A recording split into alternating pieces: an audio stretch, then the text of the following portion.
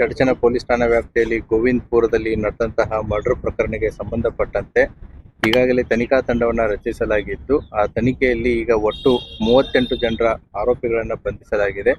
ಇವತ್ತಿನ ದಿನ ಬೆಳಿಗ್ಗೆ ಈ ವಿಜಯಪುರ ರೂರಲ್ ಲಿಮಿಟ್ಸ್ ಅಲ್ಲಿರುವಂತಹ ಇಟ್ಟಂಗಿಹಾಳ ಗ್ರಾಮದ ಹತ್ತಿರ ಇರುವಂತಹ ಈ ಆರೋಪಿಯ ಬಗ್ಗೆ ಮಾಹಿತಿ ಇರುತ್ತೆ. ಈ ಆರೋಪಿಯನ್ನ ಹಿಡಿಯೋದಕ್ಕಂತ ಹೋದಾಗ ಪೊಲೀಸರನ್ನ ನೋಡಿ ತಪ್ಪಿಸ್ಕೊಂಡು ಹೋಗ್ತಾನೆ. ಪೊಲೀಸರ ಮೇಲೇನೂ ಕೂಡ ಕಲ್ಲಿನಿಂದ ಅಟ್ಯಾಕು ಮಾಡ್ತಾನೆ, ಮತ್ತೆ ಅವನ ನೈಫ್ ಇಂದ ಪೊಲೀಸರಿಗೆ ಥ್ರೆಟನ್ನು ಮಾಡ್ತಾರೆ.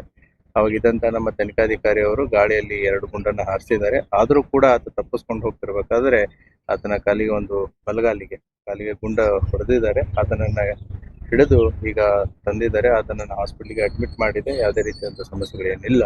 ಅದೇ ರೀತಿ ನಮ್ಮ ಇಬ್ಬರು ಪೊಲೀಸರಿಗೂ ಕೂಡ ಇಂಜೂರ್ಡ್ ಆಗಿದೆ. ಅವರನ್ನು ಕೂಡ ಆಸ್ಪತ್ರೆಗೆ ದಾಖಲಾಗಿಸಿದೆ. ಅವ್ರದ್ದು ಕೂಡ ಹೆಲ್ತ್ ಕಂಡೀಷನ್ಸ್ ಸರಿ ಇದೆ ಅಂತ ಡಾಕ್ಟರ್ಸ್ಗಳು ಹೇಳಿದ್ದಾರೆ. ಅದಕ್ಕೆ ಸಂಬಂಧಪಟ್ಟಂತೆ ಮತ್ತೊಂದು ಪ್ರಕರಣವನ್ನು ವಿಜಯಪುರ ಗ್ರಾಮೀಣ ಪೊಲೀಸ್ ಠಾಣೆಯಲ್ಲಿ ನಾವು ದಾಖಲಿಸ್ತಾ ಇದ್ದೀವಿ. ಚಡಚಣ ಗೋವಿಂದಪುರ ಪ್ರಕರಣಕ್ಕೆ ಸಂಬಂಧಪಟ್ಟಂತೆ ಇವತ್ತಿನವರೆಗೂ ಒಟ್ಟು 38 ಜನ ಆರೋಪಿತರನ್ನ ಬಂಧಿಸಲಾಗಿದೆ. ಇನ್ನೂ ಕೂಡ ತನಿಖೆ ಪ್ರಗತಿಯಲ್ಲಿದೆ. ಸರ್, ಈ ಮಹೇಶ್ ಪಾತ್ರ ಏನು ಸರ್? ಈಗ ಏನು ಇಂಜೂರ್ಡ್ ಮಹೇಶ್ ಇದ್ದಾನೆ, ಇವನ್ ಜೊತೆಗೆ ಒಟ್ಟು 4 ಜನ ಈ ಮರ್ಡರ್ ಕೇಸ್ನಲ್ಲಿರುವಂತ ಪ್ರಮುಖ ಆರೋಪಿಯಾದಂತ ಬರುಗೌಡ ಅನ್ನೋನ್ ಏನಿದ್ದಾನೆ, ಈತನ ದೂರಿನ ಸಂಬಂಧಿಕರು ಇವರೆಲ್ಲ. ಇವ್ರನ್ನ ಅಫಜಲ್ಪುರ್ ತಾಲೂಕು ಬೆಳ್ಳುಂಡಿಗೆ ಕರೆಸಿರ್ತಾನೆ. ಸೊ ಕರೆಸಿಬಿಟ್ಟು ಇನ್ಸಿಡೆಂಟ್ ಆದ್ಮೇಲೆ ಇವರೆಲ್ಲ ಇನ್ಸಿಡೆಂಟ್ ಅಲ್ಲಿ ಇನ್ವಾಲ್ವ್ ಆಗಿರ್ತಾರೆ. ಇನ್ಸಿಡೆಂಟ್ ಆದ್ಮೇಲೆ ಇವರು ತಮ್ಮ ಸ್ಕಾರ್ಪಿಯೋ ಕಾರಲ್ಲಿ ತಪ್ಪಿಸ್ಕೊಂಡು ಹೋಗಿರ್ತಾರೆ.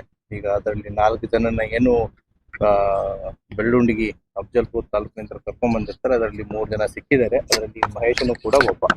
ಇನ್ನೊಬ್ಬ ಆರೋಪಿ ಹೆಸರು ಗೊತ್ತಿದೆ. Try to trace him as early as possible. ಬೇರೆ